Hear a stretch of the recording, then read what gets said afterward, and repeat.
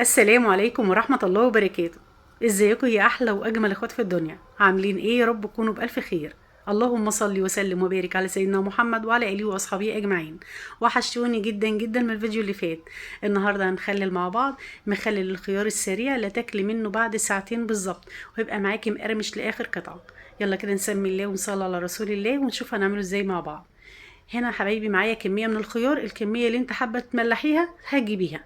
انا جبت حوالي 3 كيلو. الخيار بتاعي يعني مش كبير قوي بالشكل اللي انتوا شايفينه ده. غسلته كويس جدا جدا، وبعد كده هبدأ ان انا اقطعه بورب بقطعة البطاطس بالشكل ده.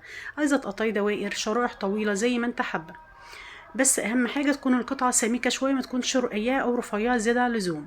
وهنا برضو بقطع كده فلفل حار اخضر واحمر برضو بورب بالشكل ده. وكمان هقشر راس توم حوالي 12 فص من التوم، وبشرت جزرايه، ومعايا كمان حزمه من النعناع غسلها كويس جدا وحطها في الكوبايه كده تتصفى من الميه بتاعتها. وغليت كميه من الميه، هاخد بقى حوالي 15 كوبايه من الميه. الكوبايه اللي هي 220 ملي. 220 ملي هنحط على كل كوبايه معلقه ممسوحه من الملح. يعني شوفي بقى انت كميه الخيار بتاعك قد ايه، هتحط على كل كوبايه 220 ملي معلقة واحدة ممسوحة من الملح. وكل 4 كوبايات هنحط عليهم معلقة واحدة هرمية من السكر. هنقلب الملح والسكر مع المية كويس، وبعد كده ننزل بقى بالجزرية المبشورة وحوالي 12 فص من الثوم والفلفل الحار الأخضر والأحمر، وهنقلبه كويس مع بعض. وكمان هاخد 3 4 عيدان من النعناع، هقطع الورق بتاعه بس، هستغنى عن العروق تماما. لو مفيش نعناع ممكن كرفس، بيدوله نكهة حلوة كده ويدوله طعم جميل جدا ومميز. بعد كده معايا مع نص معلقة من الكركم. هحط كمان حوالي نص معلقة كمان، بتديها لون حلو قوي قوي. كمية المية كمان يا حبايبي مش هتبقى كافية. حطيت انا بقى هنا المخلل اللي احنا الخيار اللي احنا مقطعينه على المية السخنة، والمية ما كانتش مغطية الخيار كويس، فجبت مية مغلية تاني. وهحط برضه على كل كوباية معلقة ممسوحة من الملح. كل 4 كوبايات هحط عليهم معلقة كبيرة هرمية من السكر. وكمان هحط كمان اللي هي نص معلقة من الكركم اللي انا قلت لكم عليها.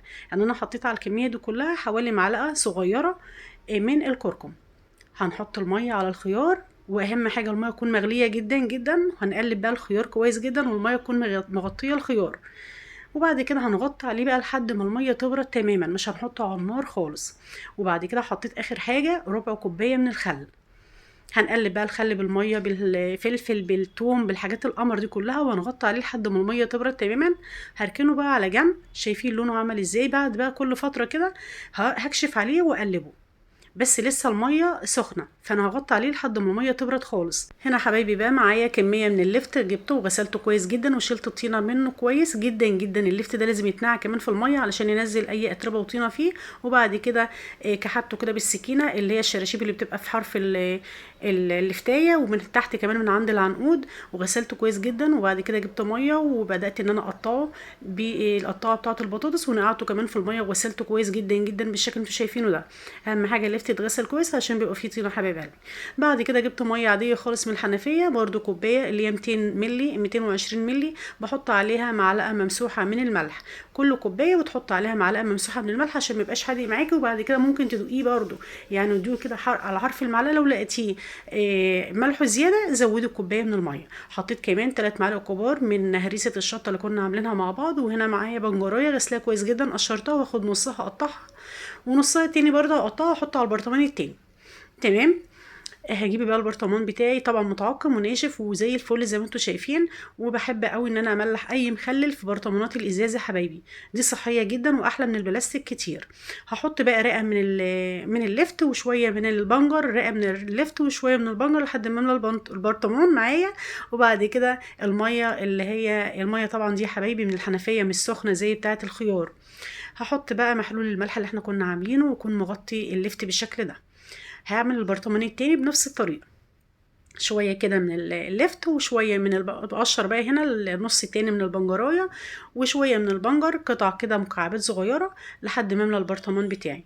وهنا برضو بعمل محلول الملح اهوت. كل كوباية بحط عليها معلقة ممسوحة. شايفين بهز كده المعلقة علشان ما تبقاش هرمية.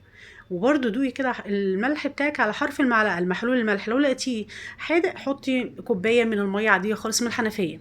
حطيت كمان معلقتين كبار هرميين من هريسه الشطه. لو مش عندك هريسه الشطه ممكن بتجيبي القرون الشطه الحاميه الحاره دي بتفرميها في الكبه بتاعتك او حتى بالمخرطه بتاعت الملوخيه عادي خالص خالص. هنا بكمل بقى بقيه البرطمان، بعمل محلول الملح بتاعه وهقفل عليه يبقى مقفل تماما محكم كده.